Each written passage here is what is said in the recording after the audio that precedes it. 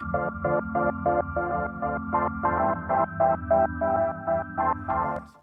Tim here, and today I want to talk about Mafia 3. I just recently finished the game and I want to give you my thoughts and impressions on it. So, first of all, Mafia 3, the third installment in the series, and the first was sort of the GTA-like game which tried to make you feel like a boss of Mafia. Second was a bit more linear, and this was, I think, the most criticized part of it. And we'll finally, after quite some years, have the third installment, which is honestly a disappointment to the series. It's not all bad, so let's talk about the pros of it at first. I have to mention that it took me about 22 hours to finish the whole game, and most of the time I was doing the side missions that are basically gating the content, gating the storyline from you, which is quite a bit annoying. But again, as I said, let's start with pros of this game. First of all, I want to note the atmosphere. The huge detailed city along with an amazing soundtrack makes you really feel like you are in the 70s in, some US city, which works pretty well. The black people are oppressed, and, a lot of people are coming back from Vietnam and all of that kind of stuff happening. And that actually feels like it in this game due to the, as I said, soundtrack and the pretty huge detailed city. The next good part about game is the solid storyline. I wouldn't call it amazing by any account, but it's pretty solid. It has an interesting storyline, and there's like great characters. They're very good voice acting. Like all the characters, all the cutscenes looks really, really cool. And it makes me even more sad that they like kind of gate this content from you. And the last pro thing about this game is basically game mechanics. Again, they are nothing amazing, nothing to tell about. There's no innovations here, but they are really solid. Like shooting, driving, cover system, all of that stuff works really well, and your typical gameplay works fine. So it doesn't, there's no game-breaking things or no shortcomings here, basically. Melee system could have been a bit more interesting, but hey, it's basically press B button to punch someone in the face, so it works. Okay, now those are about all pros that I can remember after 22 hours of playing. Let's talk about cons. One of the major things I don't like about this game is the fact that it actually doesn't make you feel like you are part of Mafia. Even though you do go around and capture those like neighborhoods, and you put your underbosses to control them, you don't really feel like you are influencing everything. You don't feel like people actually respect you because you are Mafia. You don't feel like you own businesses. You don't feel like the city knows you. There's this feeling. It was there in Mafia 1 and Mafia 2 actually. And somehow they lost it along the way. It might be that one of the biggest reasons why this doesn't feel like it is the level of the AI that they have in this game. AI is kind of abysmal. Basically, there are two approaches to just about any situation in this game. You can either go guns blazing and just murder everyone in your way, or you can go stealthily and, go like from cover to cover and kill some guys. And to do that, you have whistle mechanic to help you, where you can basically press a button to whistle, and then the enemy will come to you, and then you can kill him.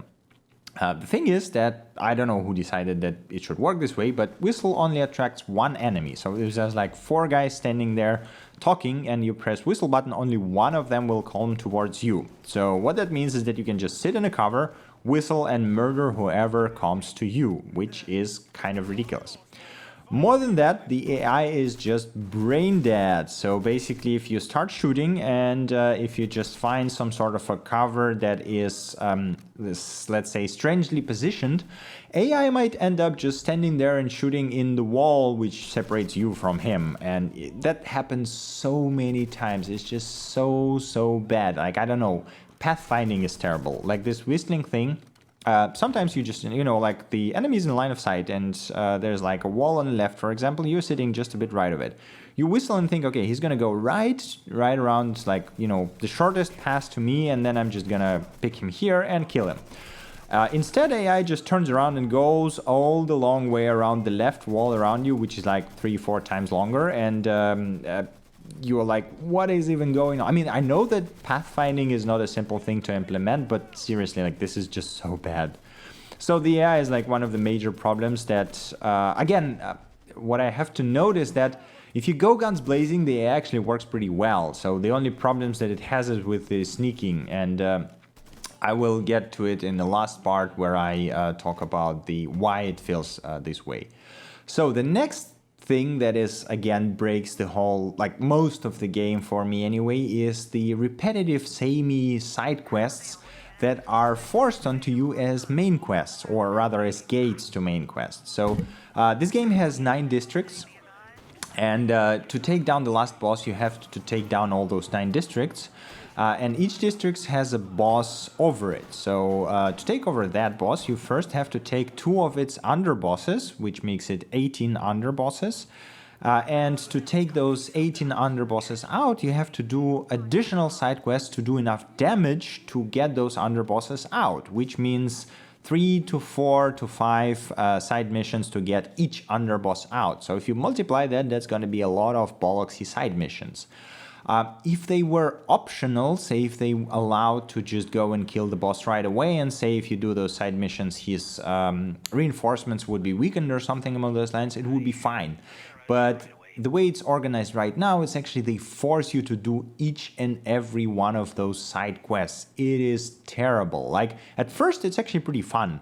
But then once you get like to second or third district, it's kind of all the same missions. You know, go and kill this guy, go interrogate this guy, go and break supplies here, go and steal cars here. And it's just so effing boring. I don't know who decided this was a good decision, but it's not. It's just like, I feel like if they would only allow you to do main quests, this game would be so much better. Yeah, sure, it will be finished in like 6 to, 8 hours, maybe 7 hours. I guess 6 is about right if you just do the main quests. But it will be so much more fun because the main missions are actually really, really great. All of them are well staged. The level design is awesome. The voice acting, the storyline, the cutscenes that I already mentioned are really, really cool. And, all those little details make the really great storyline missions. But those side quests are just boring as hell. And then we come to our next con, which is a pretty terrible optimization of the game. As you might know, at first it was locked at 30 FPS, and well, there's a good reason for it. My PC, which is, well, not exactly high-end, but, it's a decent one. For example, I can run Titanfall on maximum, and it still gives me, like, solid 60 FPS. This game, I think I never saw 60 FPS at all. I mean, there's a counter in the top right corner from Steam, and as you can see, most of the time it's like 40 to 50 FPS, which is okay-ish, but, the faster you are driving, the more of a slog it becomes, and well, the optimization is just not very good. And I mean, it's not an amazingly looking game. It looks okay, but again, comparing to the same Titanfall, which actually looks amazingly good, this is just like, game from a few years ago maybe, so it's not very well optimized, and it doesn't seem like they want to patch those bugs out. In addition to poor optimization, there are like a bunch of bugs. As I already mentioned, the AI is like one of the major problems.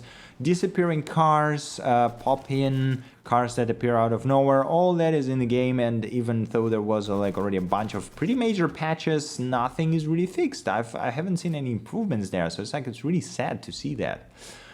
Alright, so the next con is actually very little variety of cars and guns. So the car park, in comparison to something like, say, GTA 4 or 5 or even Mafia 2, is very small. It's like, and it's split across those areas, so it's very rare to see the cars from one neighborhood and in another one. So it's like, you always feel like you're driving the same car, and at some point you just don't care anymore. You just take whatever, the closest to you, or even use one of the in-game mechanics that I will talk about in a minute. Okay, so the next thing is, which is disappointing again, is that lots of mechanics are actually hidden behind unlocks that are very boring to achieve because they require you to do all those samey side missions. And of course you don't want to do that. You just want to rush through the game and you want to see the storyline, you want to see the cutscenes. But they actually force you to do more of those side missions just to get the cool things. Like, to get a grenade launcher or a rocket launcher, you have to do bollocksy side missions for your underbosses, so that you earn a favor from them, so that they actually give you this special weapon, unlock it for you, so that you can buy it. Or no, I think they actually give it for free, but still you have to unlock it first. So, and it doesn't matter that you gave them half of the city, they still want you to do more shit for them to get a good weapon, which is kind of ridiculous. You're supposed to be a big bad mafia boss. Why the hell do you have to do things for your underbosses to unlock weapons? That, again, that breaks this, feel of that you are actually mafia boss. Right, so, and this leads us to another problem with unlocks, that most of them are actually meaningless, like completely meaningless. You unlock things like, some of them are quite useful. For example, you can unlock consigliere that will pick off your cash, which you lose if you die, and deliver it to a bank, which is basically safeguarded from lose on death. But on the other hand, you can unlock things like steal cars quietly, which is, on one hand, sounds, cool. So, like, there's this underboss Brooke, or Burke, I think, who is actually an Irish sort of car dealer, like stealing cars and, dismembering them on parts and selling them parts by parts. And he kind of, if you give him enough regions, he will teach you how to steal cars quietly. The problem is, you don't even need that, because once you acquire him in your crew, he will give you an ability to call in car delivery at any time. And you can, like, there are 9 cars to deliver, and most of them are actually way better than what you can steal on the street. So there's no point in stealing cars. Like, you just call in a car, you sit in it, and you ride away, and you don't even care. And it's like, why do I even need that unlock? Which leads us to another problem. As I said, the city was super big. So it's really big. I think it's actually bigger than GTA 5 Island, which some people compared. So it's huge. It takes quite some time to drive from one end to another. And there are some missions that will require you to do this driving. And for whatever reason, there is no fast travel system in the game. Any fast travel. You cannot teleport. You cannot call in a taxi. You cannot do anything. You can only call in a car and then sit in it and drive for 5 minutes from one end to another, which is boring. Again, GTA 5 had those moments where you had to drive from one end to another during the mission. The thing is, GTA 5 had really awesome dialogues during that time. Mafia 3 doesn't have anything. You can listen to music, but that's about it. And it's boring as hell. Combined with the poor performance and like under 30 FPS when it loads additional areas, it's an abysmal experience. It's not something you want to do. And, all those cons lead me to my last con of this game, last basically thing that I cannot say for sure that it's the case, but it actually feels like they started with a really cool story. They started with a really great and detailed city. They started with a lot of this really cool ideas and things that you have in game. And then they just ran out of time or money, or maybe management pushed them to release it early. It just feels rushed. Basically, if it would be given a year more, or maybe even a half year more, and they would just make it a bit more rich and interesting, it would be way better than it is now. It just feels really, really rushed. On the other hand, if those cons are not something that stops you, and you do want to just go through the main storyline, it's actually really awesome. I would not buy it for the full price, but when it is discounted to, say, minus, 60%, 75%, that will be actually a very good linear game. Again, if you are willing to go through all those boring side quests. Which, thankfully, to the stupid AI can be done very quickly, because you can just sit and whistle and murder everyone who you need to murder. It doesn't take very long, but, you kind of enjoy this at first, but then at some point you're just like, okay, screw it, I'm just going to do it as quick as I can. And then you start doing kill missions with just going in, throwing a grenade at the main guy who you need to kill, and then just running away, because that's the fastest way to do that, which is ridiculous.